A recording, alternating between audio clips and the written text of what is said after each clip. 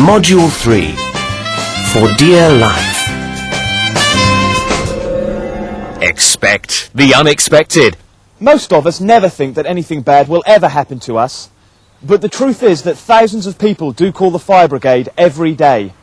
So knowing what to do in the case of a fire could save your life and the lives of others.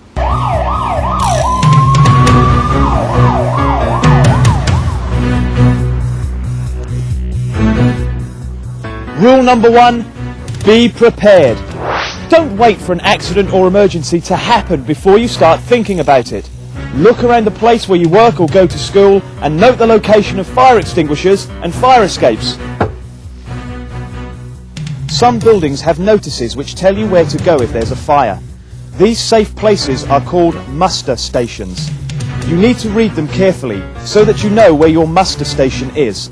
And always keep a battery-operated torch near you so that you can find your way if the lights go out. Rule number 2, stay cool. If a fire does break out, the most important thing to remember is to keep your wits about you. Whatever happens, don't panic. Stay calm to help yourself and others. Rule number 3, have respect for the fire. If you're certain that the fire is small, use your nearest fire extinguisher to put it out. If you have any doubts about the size of the fire, leave the building and go directly to your muster station. Call 999 immediately. Speak calmly and clearly so that you give the operator the correct information. Rule number 4, learn something. Think about what caused the fire so that you can prevent it from ever happening again. And the most important of all these rules is the first one. Make sure you know enough about fires so that a real out-of-control fire never actually happens. Let's see how much you remember. Why do you need to read the fire safety notices? To know where your muster station is. Why do you need a torch? To find your way if the lights go out. Why do you need to speak calmly to the operator? To give them the correct information. But apart from fires, there are all sorts of minor accidents that happen every day. When a traffic accident happens, the police talk to the eyewitnesses and take statements. Have a look at this. Reporting an accident. Right then, sir. Can you tell me what happened? Yeah, I saw the whole thing. The blue car was coming down this road and the cyclist pulled out of this side path here, straight into the path of the oncoming car. Okay, do you think the car was speeding? No, I don't think it was, but to avoid it he had to swerve onto the other side of the road, into the path of the oncoming bus. Okay, what happened then? Well, to avoid the bus, he had to swerve and he smashed straight into that pole. Okay, I think that's all we need for now. I'll just tell your name and address for the record. Yeah, it's Gary Stevenson, 16 Bridge Street, Clevedon. Okay, thanks very much. Thanks for your cooperation. You're welcome. Hi, it's Bob here, and today we're asking people how they feel. Hi, my name's Bob. How do you feel today? I've got a toothache. You shouldn't eat too many sweets. Hi, my name's Bob. How do you feel today? I've got a cough. You must take some medicine. Bob's asking people how they feel. Hi, my name's Bob. How do you feel today? I've got a headache. Oh, you shouldn't get so tired. Hi, my name's Bob. How do you feel today? I've got a temperature. You know, you must take an aspirin. Hi, my name's Bob. How do you feel today? I've got a cold. You should stay in bed. Rich goes missing. One day, Rich was driving to the studios to film a report when he heard a funny noise coming from his engine. The car spluttered, jumped, and came to a stop.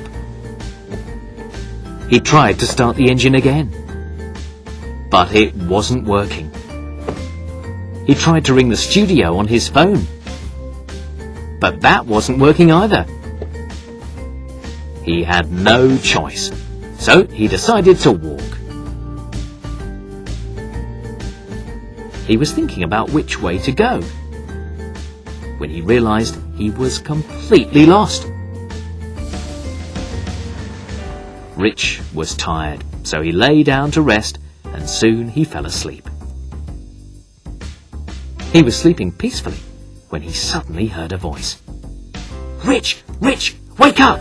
Time to film your report!" You're right, it was all a dream. Rich wasn't lost. He was at the studio, and his car was safely parked in the car park. Yes, it's Auntie Janet's Advice Show. Write in with your problems and our very own Auntie Janet will give you tip-top advice on what to do. Letters, letters, we get lots and lots of letters, letters, we get lots and lots and lots of letters. Dear Auntie Janet, I worry about a lot of things. First, I'm a little overweight. Second, I haven't got many friends. Third, I'm a bit lonely. What should I do? Well, Rich, your problems aren't as serious as they seem. If you want to lose weight, you should try eating healthier food. You should eat more fruit and vegetables. You should avoid sweets and fatty foods. Now, about your friends. Well, you should try to think about why you don't have any friends. Is it the clothes? Is it the things you say to people? Perhaps you ask too many questions. The best thing you can do is to change your job. I hope that helps. Bye. But I love my job. You're taking an exam tomorrow morning. What's the best way to prepare? Have a look at this. Hi, how's it going? What time's the exam tomorrow? 10 o'clock, and I've got to study hard. There's a lot to remember. You know, you shouldn't study the night before an exam. Really? Yes, they say it's much better to get a night's sleep. Well, I was going to go out to the cafe a bit later. You shouldn't really go out. Why don't you watch some TV and get to bed early? What, go to bed early? I've got so much to remember. You know, if I were you, I wouldn't worry so much.